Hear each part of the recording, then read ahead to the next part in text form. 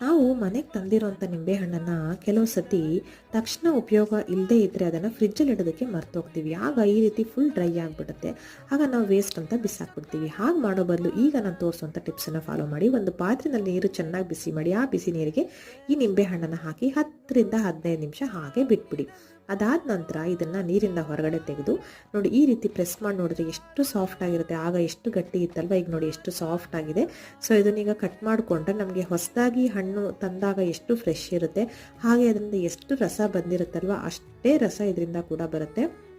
So ಇದನ್ನು dry ಆಯಿತು, ಇದರಿಂದ ರಸ ಬರೋದಿಲ್ಲ ಅಂತ ವೇಸ್ಟ್ ಮಾಡಿ ನಾವು ಬಿಸಾಕೋದಕ್ಕಿಂತ ಈ ಟಿಪ್ಸನ್ನು ಫಾಲೋ ಮಾಡಿ ಹಣ್ಣನ್ನು ನಾವು ಉಪಯೋಗಿಸ್ಬೋದು.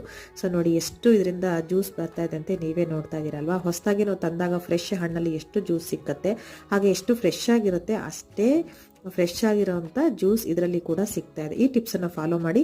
ಇಷ್ಟ ಆದರೆ ನನ್ನ ಚಾನಲ್ನ ಸಬ್ಸ್ಕ್ರೈಬ್ ಮಾಡಿ. Thank you.